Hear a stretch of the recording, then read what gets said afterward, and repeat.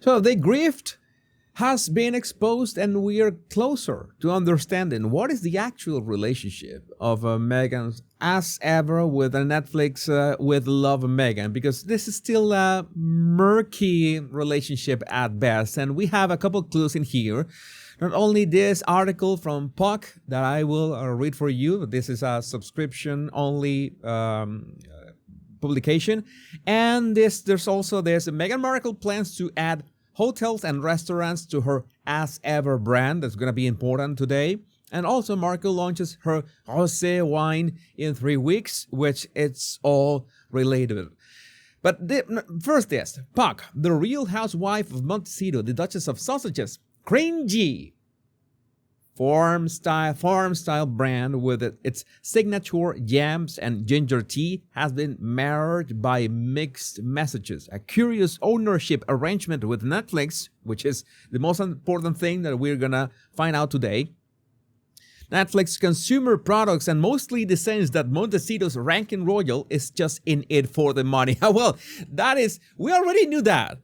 We already know. Shocking news.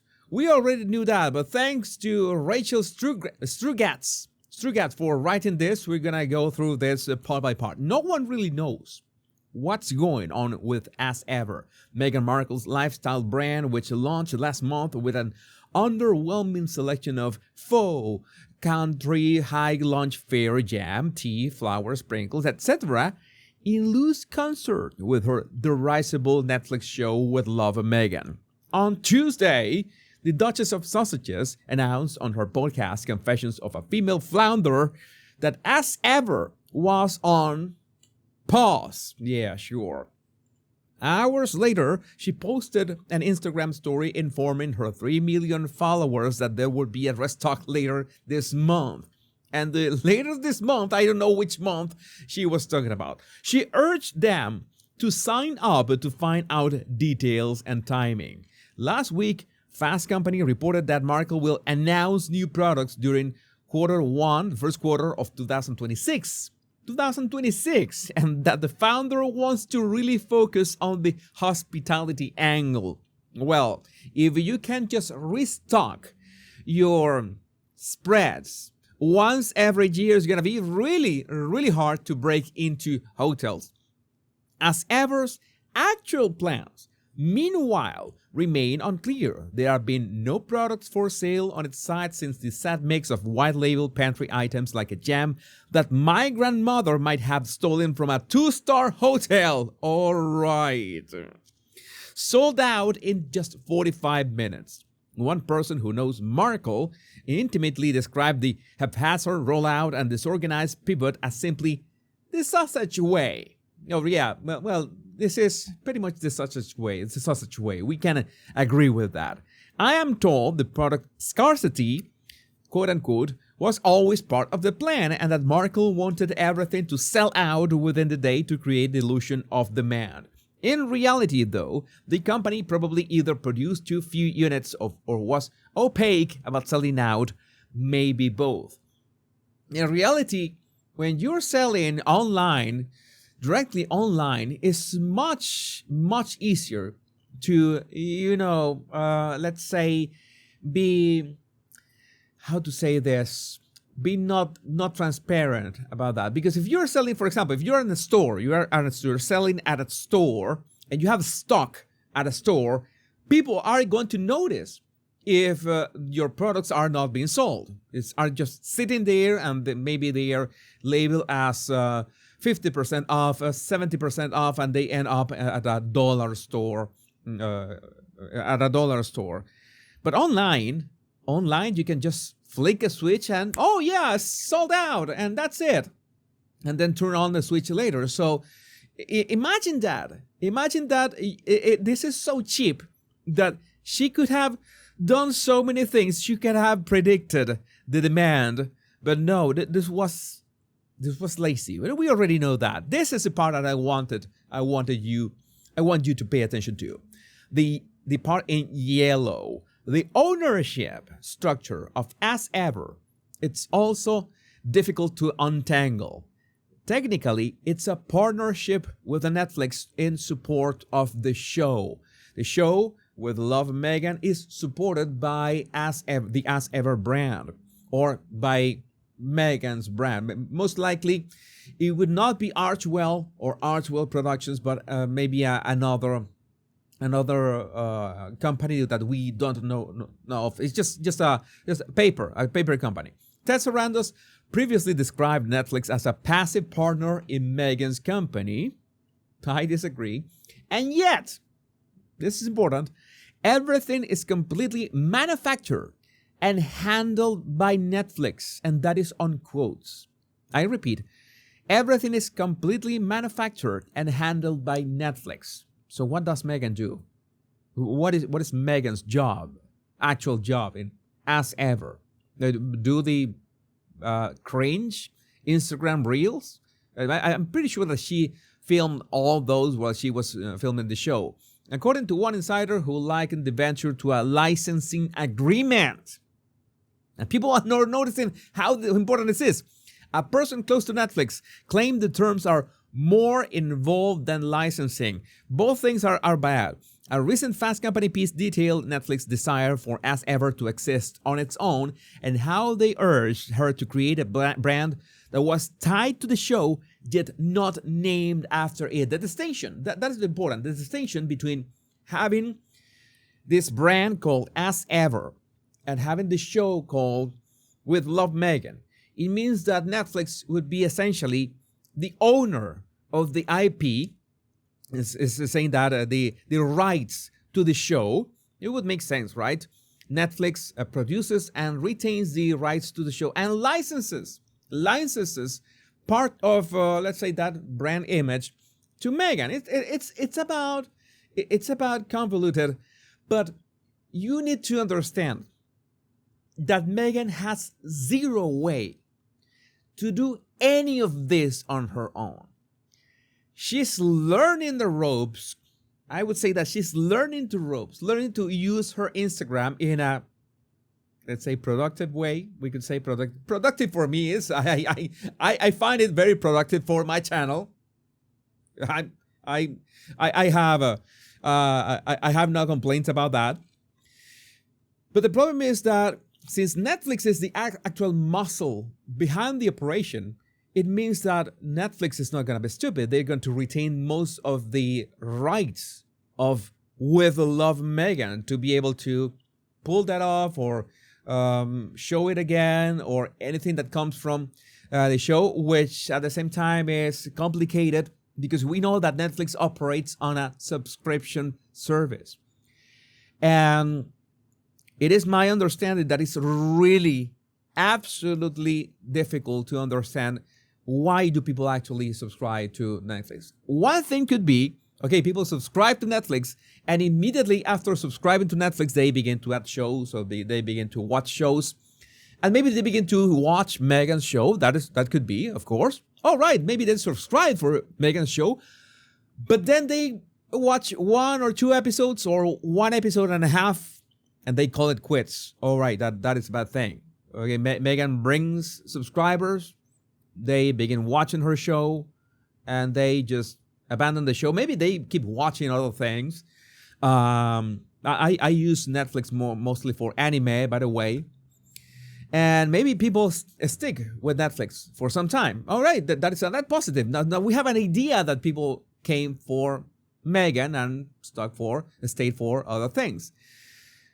But how much can Netflix earn via that? So that's when As Ever comes into place. But I've told you so many times that Netflix business is not creating spread or jam or any of that. That's why they were very adamant on telling Meghan, we're going to separate this in 2 entities. Make sure that As Ever is, right there with you. We want to have as little as to do with that, even if this is, according to this, it's completely manufactured and handled by Netflix. But at the same time, it would be crazy for a streaming service to handle perishable things. I understand Bridgerton merch, for example, shirts, things that you can store in a and I don't in a warehouse without any special requirements. But food, no, that's no.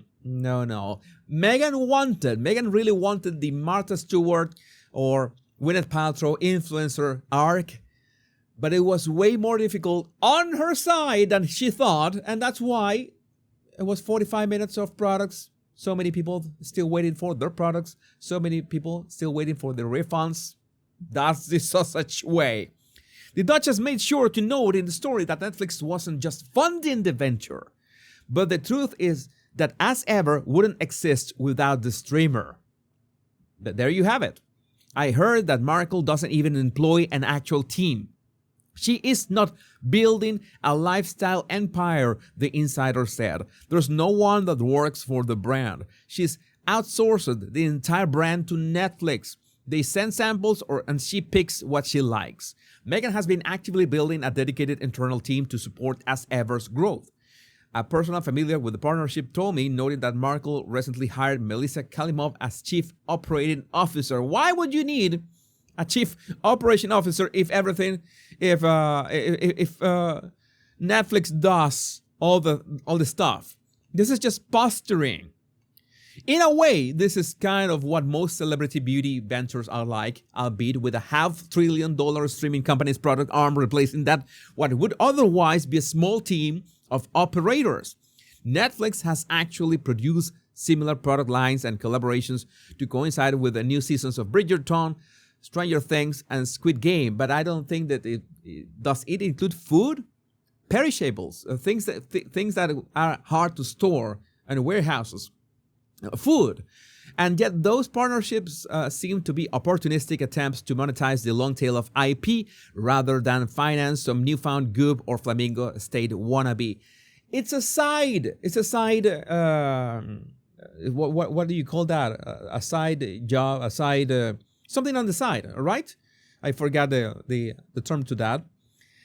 It's something complementary, not your main business. I have been saying this for 1 year, and yet those partnerships, all right. Perhaps As Ever, recent inventory issues stem from the fact that Markle, who was late to the celebrity lifestyle business game, really wanted to take her Netflix-funded domestic brand back from Netflix and try it out on her own. No, I think that this was the plan from the start. I don't think that there was any change on the original plans. The Royal Jam, to be honest, I've always thought Markle was punking us with this brand, which was once called American Riviera Orchard for a blip.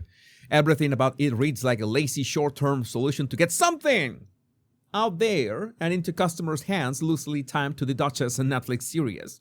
It includes little of the vision of personality of Goop or Martha Stewart or the other lifestyle brands that Markle had delusions of building. Indeed, it maps the sausage way, not fully thought out, hastily executed, prone to pivot. Oh. The least that Markle could have done was better time the launch of As Ever to the premiere of With Love Meghan. You know that that's never gonna happen. Still, I never expected the rollout of As Ever to be this bad.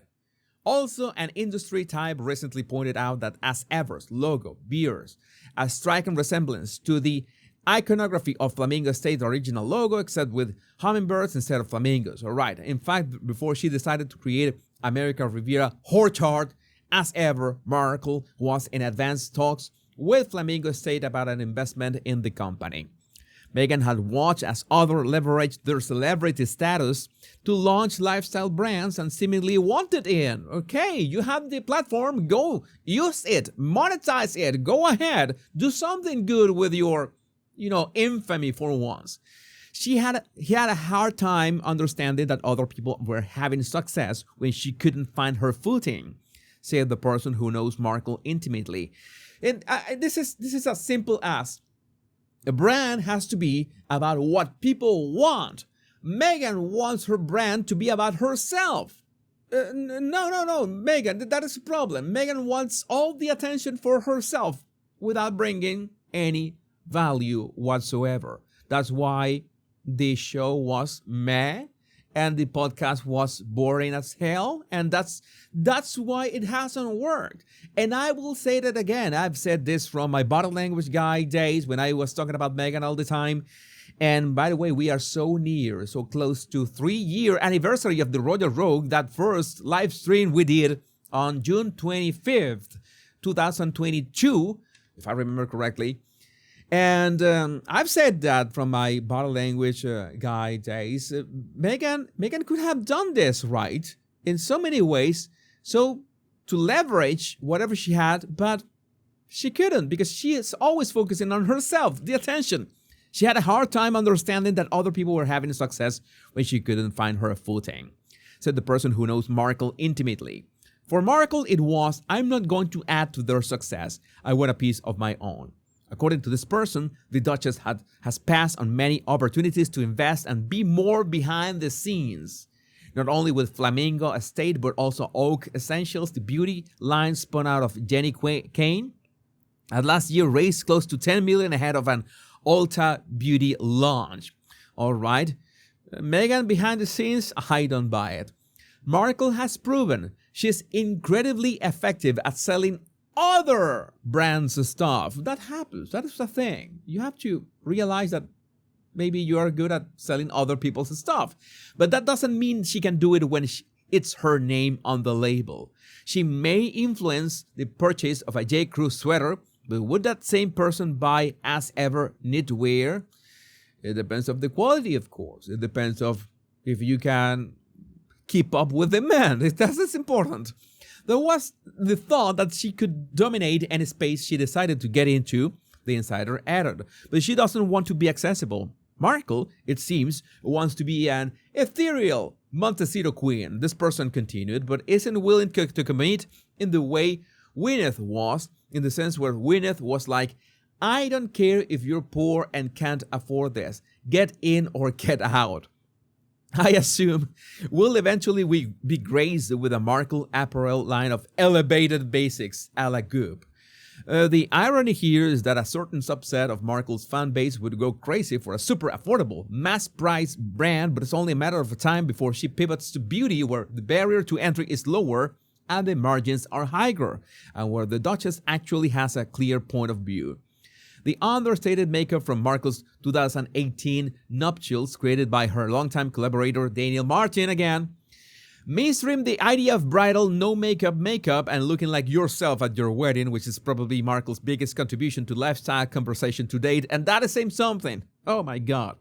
So imagine when I read that Markle launches her rosé wine in 3 weeks.